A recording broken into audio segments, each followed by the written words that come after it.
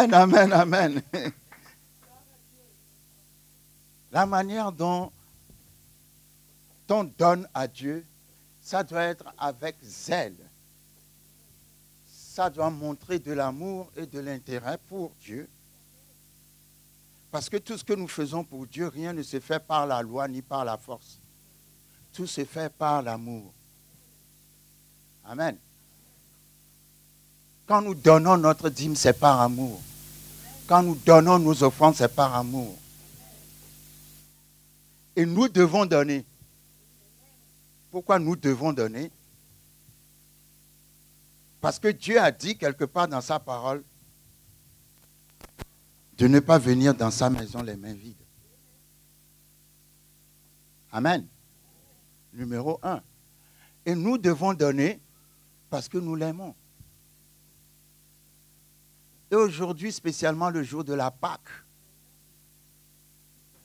Alléluia. Si tu n'as pas donné, à la fin du culte, il faut venir donner.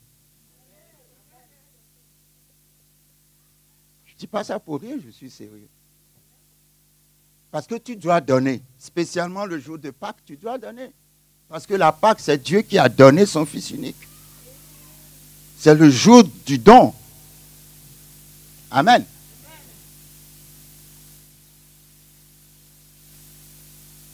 Donner ne doit pas être difficile pour toi. Parce que tu es dans une alliance qui est basée sur donner. Dieu a tant aimé le monde qu'il a donné. C'est une alliance qu'il a faite avec Abraham. L'alliance n'a pas commencé avec Jésus. L'alliance a commencé avec Abraham. Et Dieu a dit, donne-moi ton fils unique. Et Abraham était prêt à donner Isaac. Et en retour, Dieu a donné Jésus. C'est ça la parole de Dieu. C'est donner. Vous enlevez donner, il n'y a plus de parole. Ce qui fait le sens de la parole de Dieu, c'est le verbe donner. Tu enlèves le verbe donner, il n'y a pas la parole de Dieu. Amen. L'alliance est dans Abraham. Pourquoi Dieu a demandé à Abraham de donner Isaac? C'est d'abord pour vérifier sa foi. Amen. Et parce qu'il était prêt, Dieu n'accepte pas les sacrifices humains. Mais Genèse 22, Dieu éprouva Abraham. Mais Dieu va éprouver ta foi pour savoir si ta foi est vraiment fondée. Tu ne peux pas être chrétien et ne pas donner. C'est ça que les gens ne comprennent pas. Tu ne peux pas être chrétien et ne pas avoir la révélation du verbe donner. Parce que si tu es dans l'alliance et que tu ne donnes pas, alors sors de l'alliance parce que l'alliance ne te bénéficiera jamais. Je sais que ce que je dis va peut-être choquer les gens, mais vous savez, l'évangile est choquant. Les gens qui ne vous encouragent pas à donner, ce sont des gens qui ne veulent pas votre évolution. Si vous êtes vraiment chrétien, le verbe donner doit être votre habitude. Est-ce que vous me suivez? Ne soyez pas tristes, c'est la vérité. Nous vivons de la vérité. Les prédicateurs qui vous disent le contraire ne prêchent pas la parole. Celui qui vous aime va vous dire ce que je vous dis. Si vous êtes chrétien, le verbe donner ne doit pas être un problème pour vous. Parce que c'est sur donner qu'est basée l'alliance. Depuis l'Ancien Testament. Quand Dieu a fait alliance avec Abraham, Genèse chapitre 15, après Genèse chapitre 22, il a dit, donne-moi, et il a précisé, ton fils, ton unique. Il a appelé Isaac unique, alors qu'avant Isaac, il y avait déjà Ishmaël. Mais parce que Ishmaël n'était pas né de la volonté de Dieu, Dieu a appelé Isaac unique. Parce que c'est Isaac qui est la volonté de Dieu. Abraham était prêt à donner Isaac. Et dans Genèse 22, Dieu a dit, je vois maintenant que tu crains Dieu. Vous savez combien de temps Abraham a marché avec Dieu avant que, comment dirais-je, Isaac ne naisse? Dieu a appelé Abraham dans Genèse 12 quand il avait 75 ans. Isaac est né quand Abraham avait 100 ans. Ça fait 25 ans de marche de la foi avec Dieu. Abraham a marché avec Dieu pendant 25 ans. Écoutez bien la parole de ce matin parce que ça va vous délivrer. Enfin, la parole est pour le prédicateur, ça va nous délivrer. Parce que ce n'est pas moi qui parle, c'est Dieu qui parle. Écoutez très bien. Abraham a marché avec Dieu pendant 25 ans avant d'avoir la promesse de Dieu. Parce que Dieu lui a promis un fils qui s'appellera Isaac. Et Abraham lui-même, il était tellement prêché qu'il est parti faire, il a voulu aider Dieu. Amen. On n'aide pas Dieu, c'est Dieu qui nous aide. Il est parti avec sa bonne et a fait Ishmaël. Parfois, quand Dieu te fait une promesse, tu crois tellement que c'est trop difficile pour Dieu, tu cherches à aider Dieu. Tu n'as pas besoin d'aider Dieu, on n'aide pas Dieu. Amen. D'abord, c'était Abraham qui voulait aider Dieu. Amen. Abraham n'a pas voulu aider Dieu parce que ce n'est pas la même personne. Abraham, c'était avant Isaac. Abraham a produit Ishmaël, qui est le fruit de la chair. Abraham a produit Isaac, qui est le fruit de l'esprit. Amen. Dieu va lui demander, donne-moi ton unique. Genèse 22. Vous savez, quand nous lisons la parole, parfois nous courons sur la parole. Il ne faut pas courir quand tu lis la parole. Reste, assieds-toi, repose-toi, dors dans ce que tu lis doucement, parce que si tu cours, tu ne vas nulle part. Amen. Dans Genèse 22, Dieu a testé la foi d'Abraham. Après ces choses, Dieu mit Abraham à l'épreuve. Qui l'a mis à l'épreuve? Le diable. C'est Dieu. Il y a des épreuves que Dieu va emmener dans ta vie pour tester la vérité de ta foi. Il dit à Abraham. Et Abraham répondit, me voici. Vous savez, quand vous lisez la Bible, à chaque fois que Dieu appelle Abraham, il répond toujours, me voici. Il y a des gens que Dieu appelle, mais qui ne répondent jamais. Ils sont en train de fuir l'appel de Dieu. Il faut dire, me voici. Et Dieu dit, prends ton fils, comment il a appelé le fils? Et pourtant, il y avait déjà Ishmaël. Mais Ishmaël était le fruit de la chair. Isaac est la promesse de Dieu, le fils de l'esprit. Prends ton fils, ton unique, celui que tu... Les gens aiment donner à l'église les choses qu'ils n'aiment pas. Les choses qu'ils ont tellement utilisées, fatiguées, c'est ça qu'ils amènent à l'église.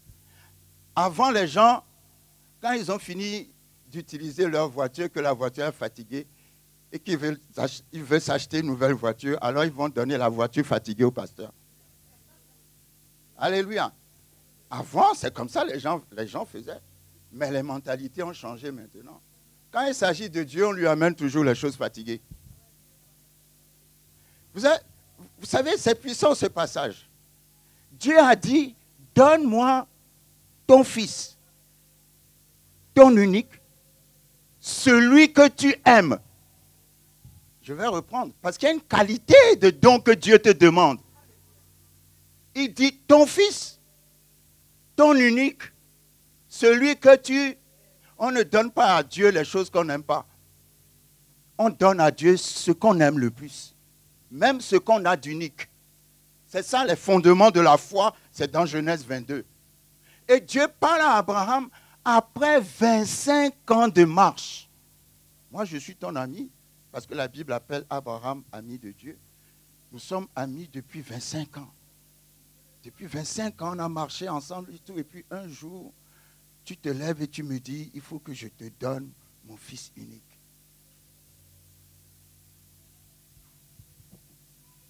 Quand Dieu a demandé à Abraham son fils unique, il n'a rien dit à Sarah.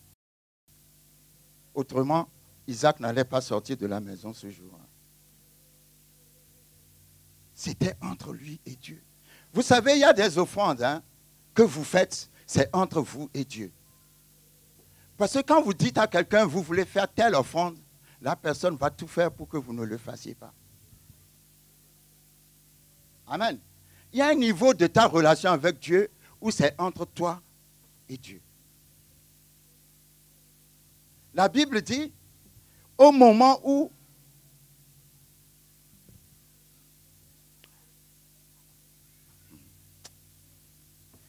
je prie que le Seigneur amène une petite compréhension dans notre esprit ce matin. Juste une petite compréhension. La Bible dit, Dieu va le conduire, va lui dire d'aller à une montagne précise. Je vais vous dire, je n'ai pas préparé ce message, j'ai préparé un autre message. Mais quand j'ai vu comment on a fait les offrandes, non, je ne reçois pas ça. Tu dois changer ta mentalité. Je dis, tu dois changer ta mentalité. Tu ne peux pas dire à quelqu'un, je t'aime, je t'aime, je t'aime, et ne pas prouver ton amour. N'est-ce pas, mon fils? Quand tu dis à ta chérie, je t'aime, tu prouves ton amour par quelque chose. Est-ce qu'il te fait des cadeaux? Tu ne veux pas répondre? Oui. Ah bon, s'il te fait des cadeaux, c'est bon. S'il ne fait pas de cadeaux, il faut suspendre la relation. Parce que s'il t'aime, il doit te donner. C'est vrai, quand on aime, on donne. Quand tu dis à Dieu, je t'aime, donc tu donnes à Dieu. Parce que la Bible dit, écoutez bien, je n'ai pas le verset. Dieu prouve son amour en ce que lorsque nous étions pécheurs, Christ est mort pour nous. La Bible n'a pas dit, Dieu donne son amour, Dieu montre son amour. Non, Dieu, ça veut dire quand tu dis je t'aime, il doit avoir une preuve de ton je t'aime.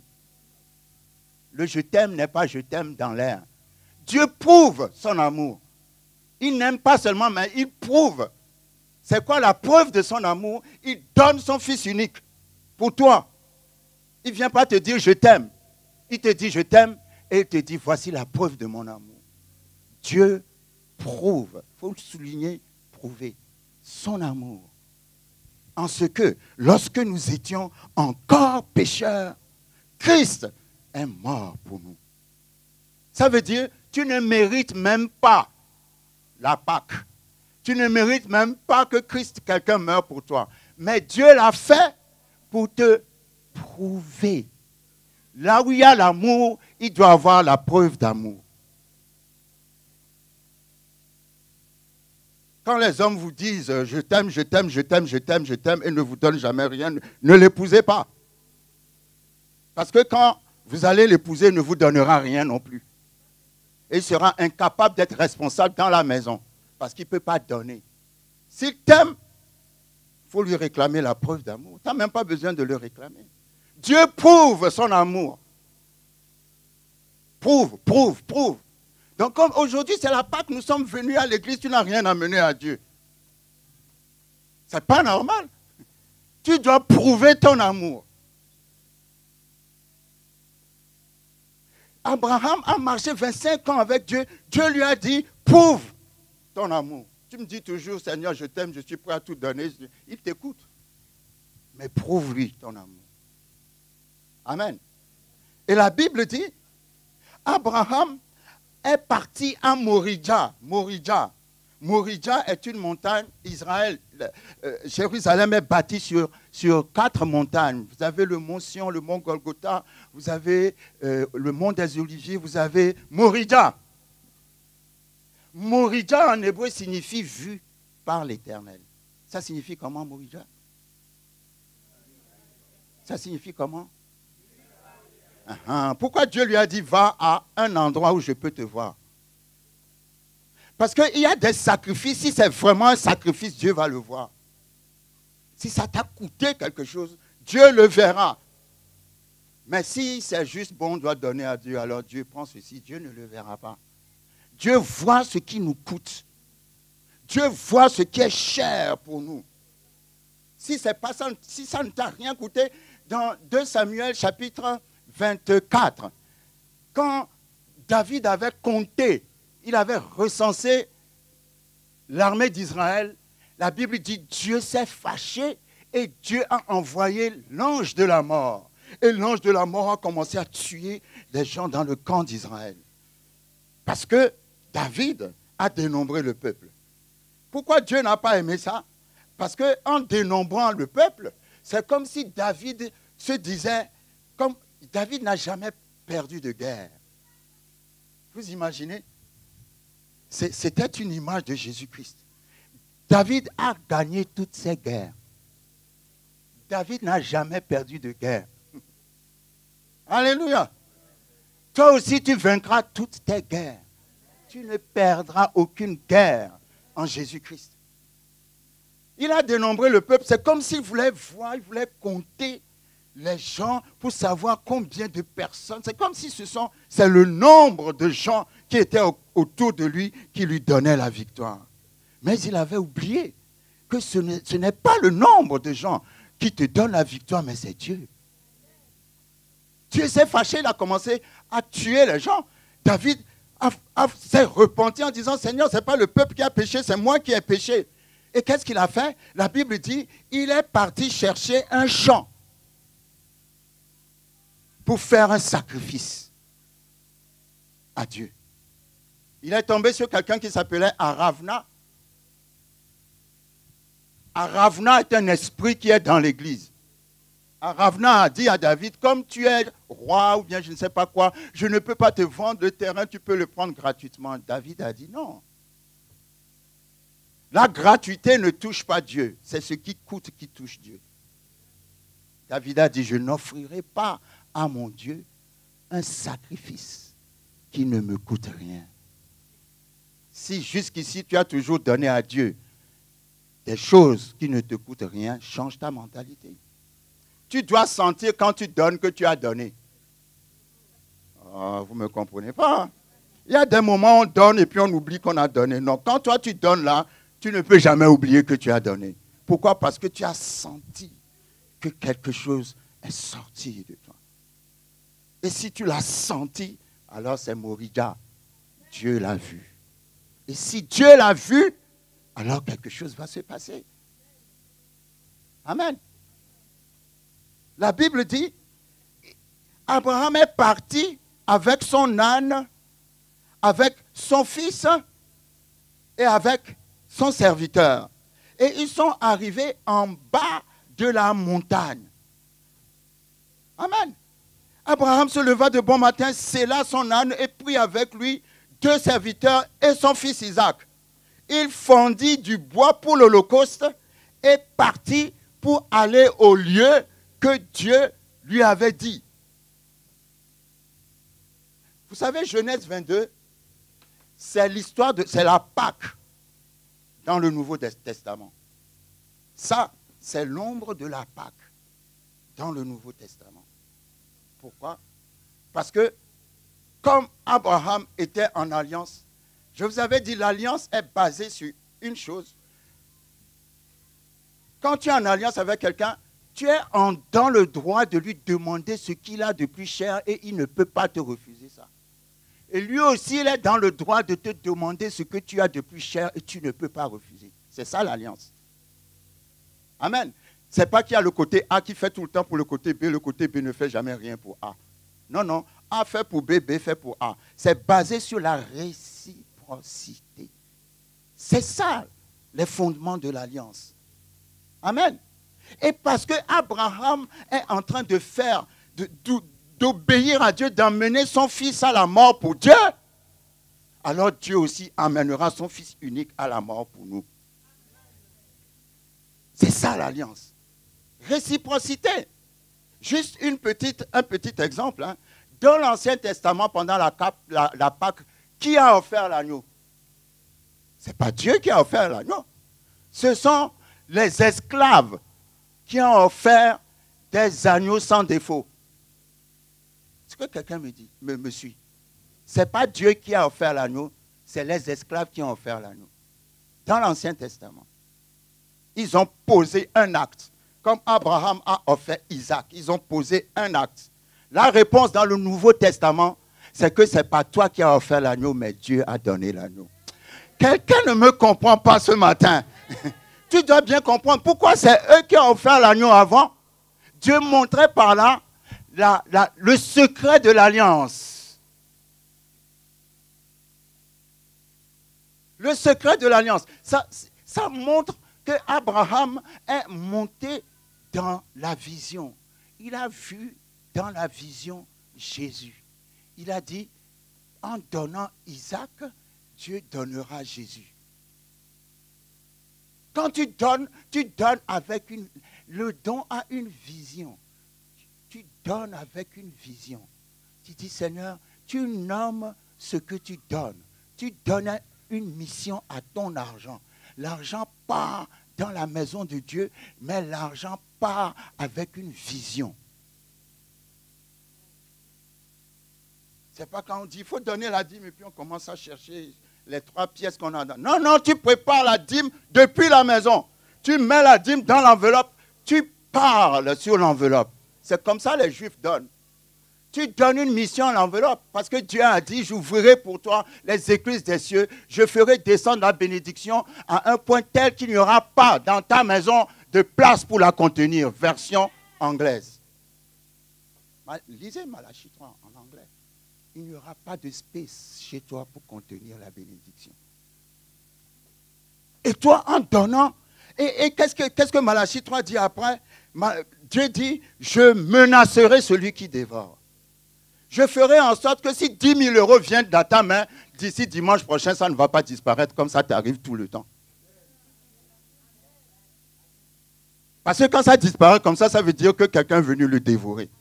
Et Dieu dit en apportant ta dîme, moi je vais menacer, je vais dévorer le dévoreur. Et il dit après, et les vignes ne seront pas stériles dans vos campagnes. Tu ne connaîtras pas de stérilité, même physique. La fidélité à la dîme guérit la stérilité physique. Tout ce qui est stérilité est guéri. Parce que c'est... Lisez Malachie. Amen. Vous serez un pays de délices. Ça veut dire qu'il n'y aura pas d'amertume. Les gens vous verront, diront, ceux-là, ils sont vraiment bénis de Dieu. Amen. La Bible dit, Abraham est arrivé au pied de la montagne et il dit à son serviteur, verset 5, Genèse 22, Abraham dit à ses serviteurs, restez ici avec l'âne. Vous voyez, je vais vous dire quelque chose. Hein. Il y a des gens à qui vous devez dire, juste attendez-moi ici. Parce que ce que je m'en vais faire, non, numéro 1, je ne vais pas te le dire, parce que si je te le dis, tu ne vas pas le comprendre. Ce n'est pas entre toi et moi, c'est entre Dieu et moi. Donc, attends-moi ici. Dis à ton voisin, attends-moi ici. Tu n'as pas besoin de m'accompagner pour aller me fatiguer là-bas. Moi-même, je sais ce que je m'en vais faire. Toi, reste avec l'âne. Dis, reste avec l'âne. Les ânes sont têtus, n'est-ce pas? Il ne faut pas aller avec les gens qui sont têtus et qui ne veulent pas faire la volonté de Dieu. Laissez-les avec les ânes. Et Abraham a dit, restez ici avec l'âne, moi et le jeune homme, nous irons jusque-là pour adorer et nous reviendrons auprès de vous. Toi, on te dit, amène ton fils pour le tuer. Tu ne dis pas aux gens, s'il vous plaît, jeûnez, priez pour moi.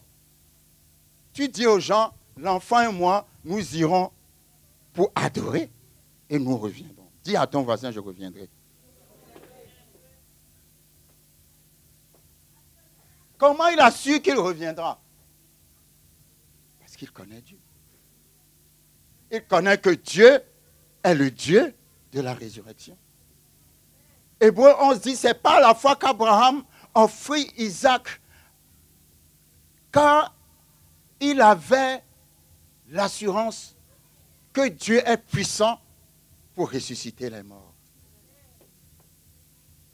Au niveau où tu es dans ta marche de foi avec Dieu, tu dois savoir que Dieu est puissant pour ressusciter les morts. Il a dit, nous irons, nous reviendrons. Il n'a pas dit, nous irons, je reviendrai. Parce que normalement, il devrait dire, nous irons, je reviendrai. Mais il a dit, nous irons, nous reviendrons. Ça, c'est trop fort. Dieu est un Dieu d'amour. Abraham savait Dieu même. Si vous avez la révélation de l'amour de Dieu, vous n'aurez peur de rien. Parce que si Dieu vous aime, il ne vous créera pas de malheur. Si Dieu vous aime, il va toujours vous délivrer. Si Dieu vous aime, il sera toujours avec vous. Nous irons, nous reviendrons. La mort ne nous gardera pas captifs. Quoique c'est pour tuer l'enfant, Dieu est puissant pour ressusciter les morts. Ce que tu crois qu'il ne reviendra pas va revenir. Parce que Dieu est un Dieu qui ressuscite les morts. Et la Bible dit, Abraham, verset 6, puis le bois pour l'Holocauste, le chargea sur son fils Isaac et porta dans sa main le feu et le couteau. Vous voyez cette image d'Abraham qui a mis le bois sur le dos d'Isaac en train de grimper la montagne. Ça, c'est Jésus qui a porté la croix en train d'aller à Golgotha. Est-ce que quelqu'un me comprend? Parce que Genèse 22, c'est l'histoire de la Pâque. C'est l'ombre de la Pâque. Et quand ils étaient en train de monter la montagne, alors Isaac, verset 7, parlant à Abraham, son père, dit, mon père. Et il répondit, me voici mon fils. Isaac reprit, voici le feu et le bois, mais où est l'agneau pour l'Holocauste? Si c'est toi, qu'est-ce que tu dirais? C'est toi l'agneau. Hein? Papa, voici le feu et le bois, où est l'agneau? C'est toi l'agneau. Alléluia. Abraham savait que c'est Isaac l'agneau, mais qu'est-ce qu'il a dit à Isaac? Il y a des situations, tu sais bien ce qui se passe. Mais quand même, tu dis, Dieu pourra. Je sais bien ce qui se passe, mais je ne vais pas dire ce qui se passe. Je vais dire, Dieu pourra. Jéhovah Jireh, l'Éternel qui donne la provision. Moi, je crois, je crois quand... C'est pour ça, la puissance du chrétien se trouve dans la bouche. Alléluia. Ta puissance est dans ta bouche. Proverbe 18, la mort et la vie sont au pouvoir de la langue. Et tu mangeras les fruits de ce qui sort de ta bouche. Moi, je crois quand Abraham a dit, Dieu pourvoira plusieurs traductions. Dieu se pourvoira lui-même à l'agneau. Autrement traduit, Dieu va se donner lui-même comme l'agneau. Wow. Ça, c'est trop fort. Où est l'agneau? Dieu va se donner lui-même comme l'agneau.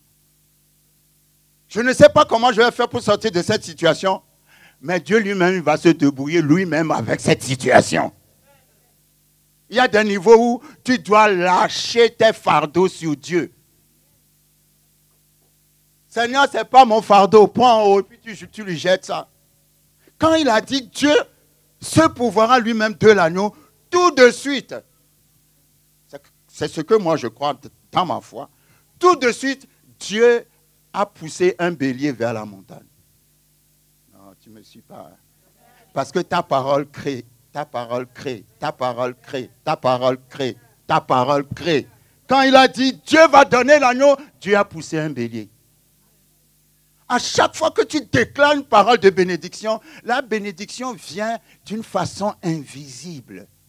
Il y a des choses que tu attends de Dieu qui commencent à arriver vers toi, mais toi, tu es toujours en train de pleurer. Tu ne sais pas que ça vient d'abord d'une façon invisible.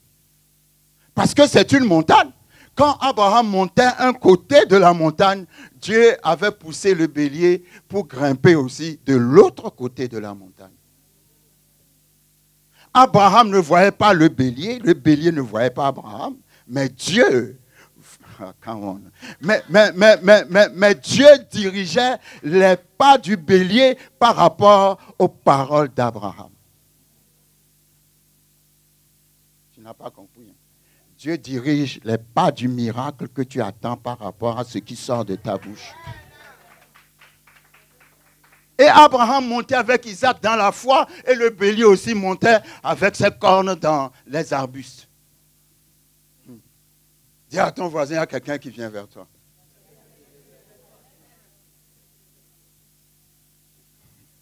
Dieu a mis un sauveur sur ta route. La Bible dit, arrivez au sommet de la montagne. Verset 8. Non, verset 9. Lorsqu'ils furent arrivés au lieu que Dieu lui avait dit, Abraham y éleva un autel et rangea le bois. Il lia son fils. Souvent, on pense que Isaac était un bébé quand on lit ce texte. Non, non. Isaac était un adolescent. C'était un jeune homme.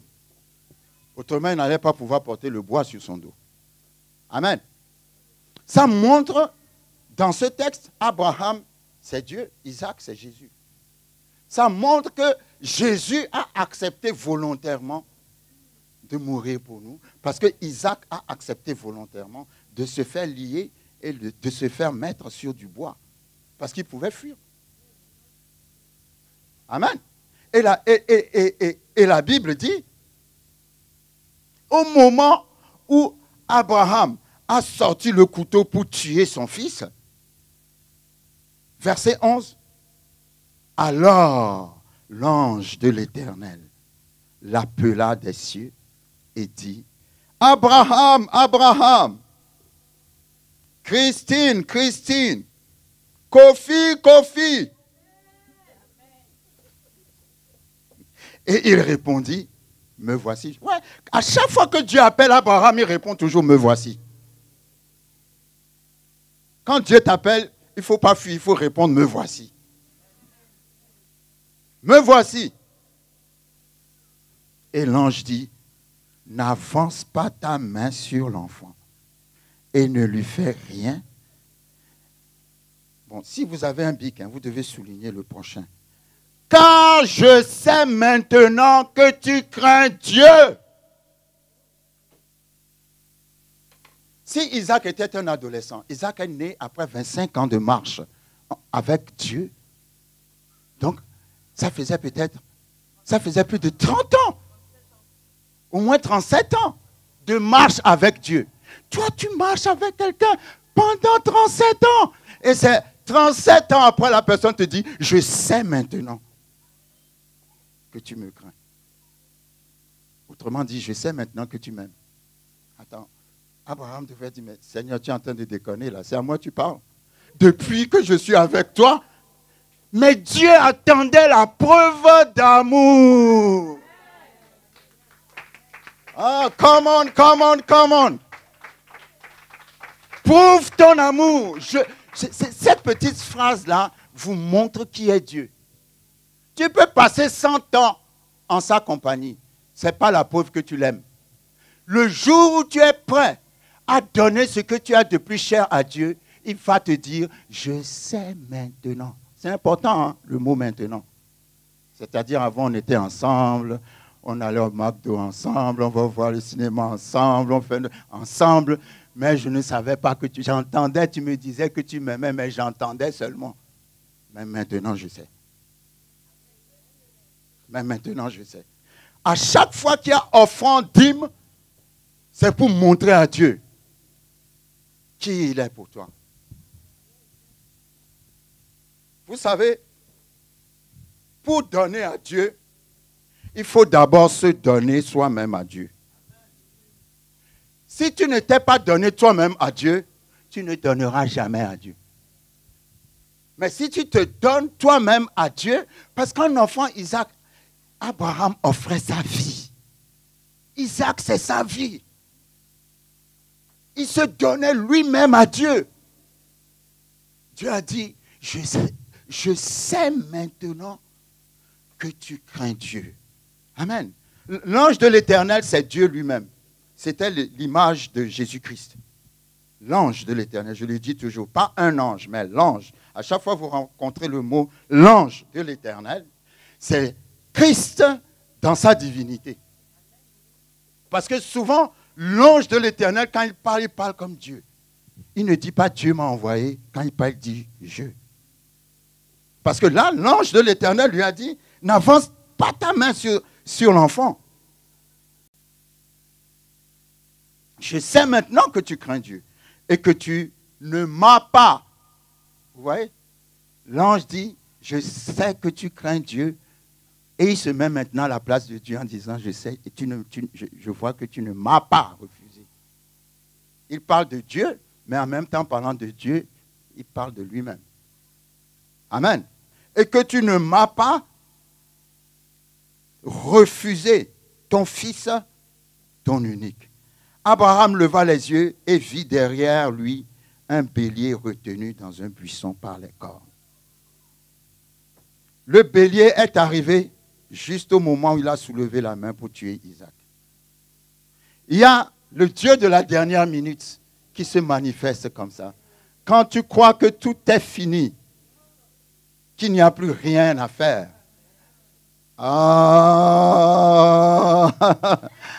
Alors le bélier arrive. Parce que Dieu est très fort pour calculer les rendez-vous. Alléluia. Dieu est très fort pour faire en sorte que tu sortes de ta maison à 9h pour aller à la boulangerie pour acheter du pain, juste au moment où ton fiancé vient chercher son croissant.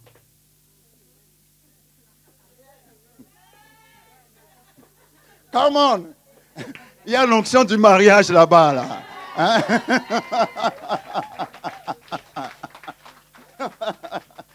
Amen. Il n'y a pas de hasard avec Dieu. Dieu a calculé comment le fleuve d'Égypte coulait. Pour que quand la mère de Moïse a mis le bébé dans le panier, Dieu a calculé la vitesse de l'eau, en sorte que le panier arrive au moment où la fille du pharaon sort pour aller prendre son bain. Dieu calcule, Dieu fait des calculs. Dieu a calculé le moment où Ruth devait rentrer dans le champ de Boaz et le moment où Boaz devait rentrer. Il n'y a pas de hasard. Alléluia. Il y aura un rendez-vous divin dans ta vie. Toi, tu sors pour aller acheter du pain, tu ne sais pas que tu es sur la voie du mariage. Parce que Ruth est sortie chercher du travail et il a épousé le propriétaire du champ.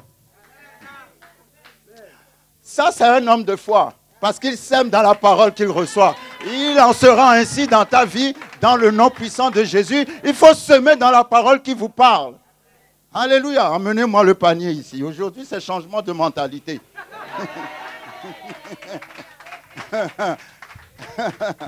Il faut bâtir ton hôtel dans la parole quand la parole te parle. La Bible dit,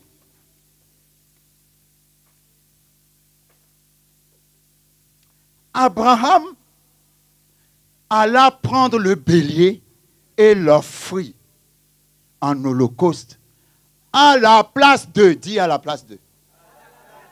Jésus est mort à ta place. Jésus est ressuscité à ma place. C'est moi qui devais être à la croix. Mais il a pris ma place. Parce que le bélier s'appelle Jésus. Le symbole des rois. Les béliers. Qui montre qu'un roi viendra pour mourir à notre place.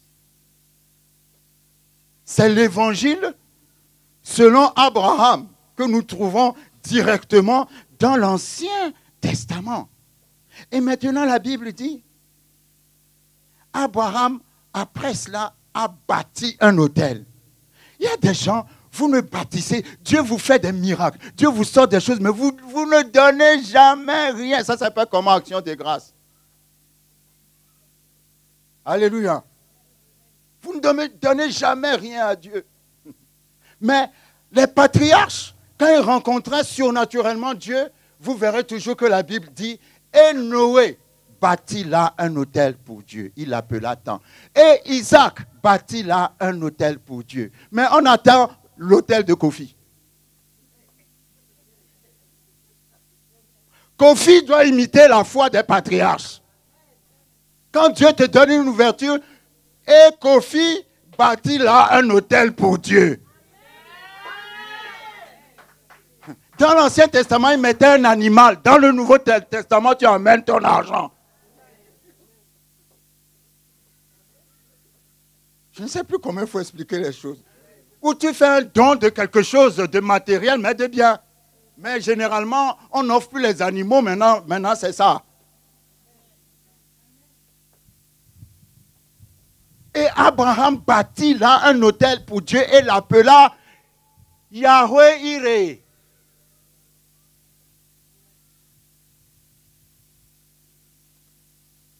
Yahweh Iré parce que Dieu a pourvu. Non seulement il a pourvu en délivrant. Il a pourvu en délivrant Isaac.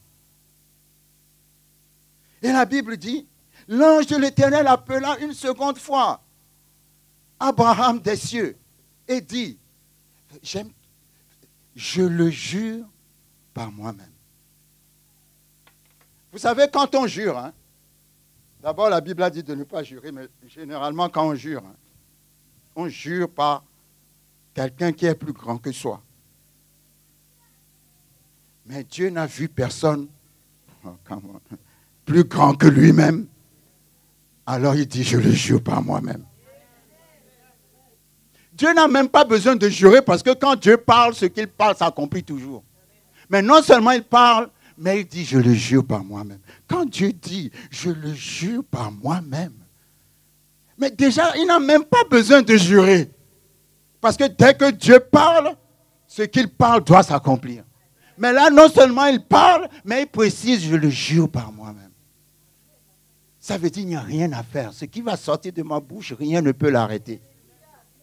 Je le jure par moi-même, parole de l'Éternel, parce que tu as fait cela. Come on! S'il ne s'agit pas de parler seulement, il faut la preuve d'amour. Parce que tu as fait cela. Parce que tu m'as prouvé ton amour. Parce qu'il y a une démonstration. Parce que j'ai vu d'une façon palpable que tu es prête à te donner pour moi. Parce que tu as fait cela. Parce que tu as fait cela. Et que tu ne m'as pas refusé ton fils, ton unique. Je te bénirai. Et je multiplierai ta postérité. Comme les étoiles du ciel et comme le sable qui est sur le bord de la mer. Et ta postérité possédera la porte de ses ennemis. Ça, c'est la plus grande bénédiction qui se trouve dans la Bible. Quand la Bible parle de postérité, la Bible parle de la descendance. Mais ici, la postérité, c'est d'abord Jésus. Amen. Et tous ceux qui croiront en Jésus sont l'autre postérité. Il y a la postérité, c'est Jésus, et en Jésus, tu es la postérité. C'est-à-dire, quand il dit à Abraham, ta postérité possédera la porte de ses ennemis, ça veut dire que Jésus-Christ reviendra de la mort. Et tous ceux qui seront en Christ, eux aussi, comme le Christ, reviendront de la mort. La postérité parle d'abord de Jésus et ensuite de tous ceux qui croient en Jésus. C'est pour ça que Galates 3 dit, si tu es en Christ, alors tu es la postérité d'Abraham. Tu es la postérité à travers l'autre postérité qui est Jésus. Amen. Et cette bénédiction, Abraham l'a reçue depuis la Genèse. Dieu lui a dit, ta postérité possédera la porte de ses ennemis. Les ennemis, c'est d'abord l'œuvre du diable. Vous savez, quand le péché est arrivé, Galates 3 parle de Christ qui nous a rachetés. de la malédiction de la loi, afin que nous recevions la bénédiction d'Abraham. Délivrés de la malédiction pour hériter la bénédiction. Malédiction de la loi. Le péché a emmené 3 malédictions principales. La mort, la pauvreté, la maladie. C'est ça la loi, la malédiction de la loi. La mort, la pauvreté, la maladie. Maintenant, il nous a transférés dans la bénédiction d'Abraham. La bénédiction d'Abraham, tu posséderas la porte de tes ennemis. Les ennemis, c'est la mort, la pauvreté et la maladie. Avant d'être le reste des ennemis. Alléluia. Parce que si tu possèdes la porte de la mort ne peut pas sortir si tu ne l'ouvres pas. Quelqu'un ne me comprend pas. Tu as la domination sur elle, parce que c'est toi qui décides de sa sortie et de son entrée. C'est pour ça que Jésus a dit, j'étais mort. Maintenant, je suis vivant. Et j'ai quoi? J'ai quoi? Les clés. Il a les clés du séjour des morts. Ça veut dire quoi? Si tu as les clés d'un endroit qui est négatif, tu vas envoyer tes enfants là-bas. Ça veut dire que tous ceux qui croient en Jésus n'iront pas dans le séjour des morts. Parce qu'il a la clé. Et Jésus a dit à Pierre, tu es Pierre, sur cette pierre je bâtirai mon église et les portes du séjour des morts ne prévaudront pas contre elle. Je te donnerai les... Voilà. Ça a commencé avec Abraham dans Genèse 22. Pour posséder les clés, il faut être en Christ. Et en étant en Christ, tu dois être quelqu'un qui est prêt, même pas à tout donner, à te donner. Amen. À te donner à Christ. Il ne s'agit pas quelque part de... Parce que si toi-même tu t'es donné à Christ, ça veut dire tout ce qui m'appartient appartient à Christ. Comment des gens peuvent faire des conférences pour dire de ne pas donner la dîme, pendant que la dîme, c'est seulement 10% de ce que tu as.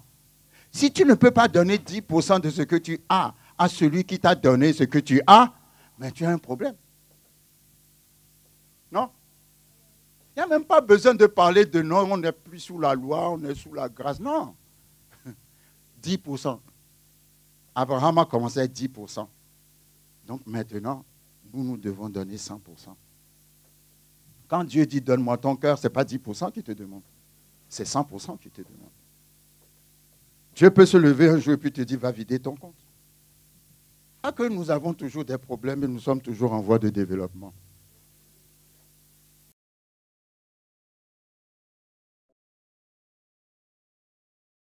Bien-aimés dans le Seigneur, je vous salue au nom de notre Seigneur Jésus-Christ. Il y a une information très urgente que je voulais partager avec vous concernant notre émission La foi victorieuse. Effectivement, ça va faire bientôt 10 ans que nous sommes ensemble et que vous nous donnez cette opportunité d'entrer dans vos maisons pour partager l'évangile de notre Seigneur Jésus-Christ avec vous. Et 3 ou 4 fois, j'ai déjà intervenu pour solliciter votre soutien financier afin que l'émission puisse être maintenue sur la chaîne. Aujourd'hui, je reviens encore vers vous. Nous avons besoin de votre soutien financier parce que jusqu'ici, nous n'avons pas réellement atteint le plafond qu'il faut afin que nous puissions diffuser régulièrement nos programmes. Je vous remercie pour l'apport que vous nous avez déjà apporté à plusieurs reprises, mais il se trouve que cet apport financier n'a pas toujours été suffisant. Et nous avons fait des efforts personnels pour maintenir le programme, mais actuellement nous sommes dans une situation très sérieuse où si d'ici la fin du mois, nous n'arrivons pas à régulariser les finances concernant la diffusion de notre programme, alors ce programme va s'arrêter. Je trouve personnellement que ça serait dommage après 10 ans comment dirais-je, de diffusion. Et si toutefois le Seigneur vous parle et que vous souhaitez garder cette émission qui maintenant est la vôtre sur cette chaîne, n'hésitez pas de me contacter personnellement au numéro qui s'affiche, et comme cela nous pourrons parler ensemble. Je sollicite vraiment votre soutien financier pour le maintien de ce programme, et je vous remercie par avance. Vous savez, l'évangile est gratuit, mais sa diffusion ne l'est pas. Et nous sommes dans une société où tout coûte, rien n'est gratuit. Alors je vous remercie par avance si toutefois vous vous décidez à nous soutenir afin que cette émission ne s'arrête pas. Alors toutefois, contactez-moi personnellement au numéro et au contact qui s'affiche. Que le Seigneur vous bénisse infiniment et je vous remercie d'avance. Merci bien pour votre attention.